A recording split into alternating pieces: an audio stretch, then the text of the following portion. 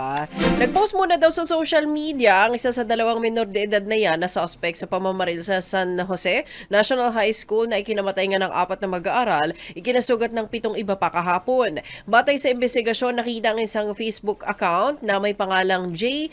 Schwarzenegger ang nagpost ng nakakaalarmang larawan ng baril, sundalo at iba pang marahas na nilalamang ilang araw bagong insidente. Isa sa mga post nito may caption na, "I buried my old life, now I'm alive again to do deadly things." May ganun pang caption, partner ha. Habang sa bio naman niya, nakalagay ang pahayag na, "If I make a request to you, it means I'm warning you." May mga ganon. Kita mo, matatas na mag-English ng mga batang ito, ha? Oo. Ayan. ChatGPT yan.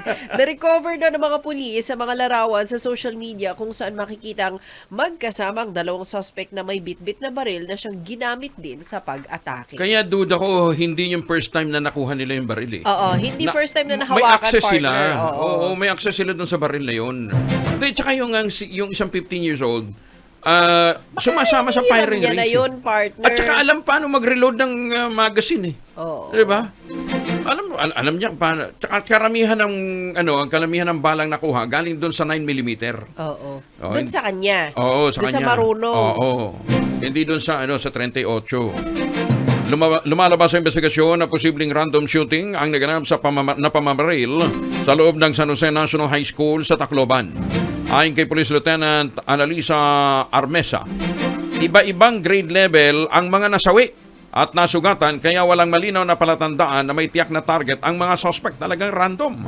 Sinabi pa ni Armesa, hindi dumaan sa main entrance gate ang paaralan ng isa sa mga suspect bago isagawa ang pamamaril. According sir sa investigation, meron namang security guard and yung isang si ACL, pumasok siya sa school through the gate sa entrance and nakita nga ng security guard na may dala siyang sling bag. Isa kasi hindi nila na-monitor na dumaan sa gate.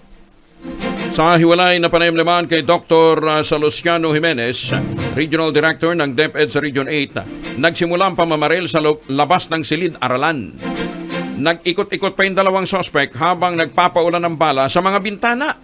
Ayon kay Jimenez, inaalam pa ang posibleng motibo dahil wala namang nakitang senyales na may pinagdaraanan ng dalawang minor de edad na suspect.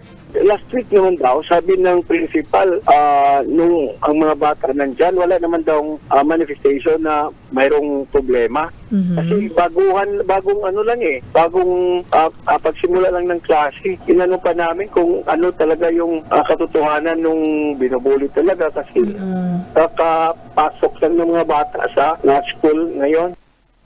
Yung drug test din ba yung mga batang yan, partner? Wala, partner eh. Hindi Adult protocol sa ganun? Hindi eh. Hindi. Dapat ngayon, isang ilalim sila. Oo. Pero baka sabihin na minor. Hindi. Pwede. Kailangan pa rin. Kasi involved sa krimen eh. Kaya nga, Oo. pinaimbestigahan na rin ni Pangulong Bongbong Marcos Jr. ang nangyaring shooting incident sa San Jose National High School sa Tacloban City. Ay kay Palace Press Officer Claire Castro, labis na ikinalungkot ng Pangulo ang naturang insidente at pinag-utos na nito ang malalimang investigasyon. Pinatitiyak din anya ni Pangulong BBM ang proteksyon at kaligtasan ng publiko sa lahat ng lugar, sa lahat ng tanggapan, establishmento, lalong-lalo na sa mga eskwelahan. Batay sa ulat, 4 na estudyante ang nasawi sa walang habas na pamamaril ng mga suspect edad 14 and 15 years old.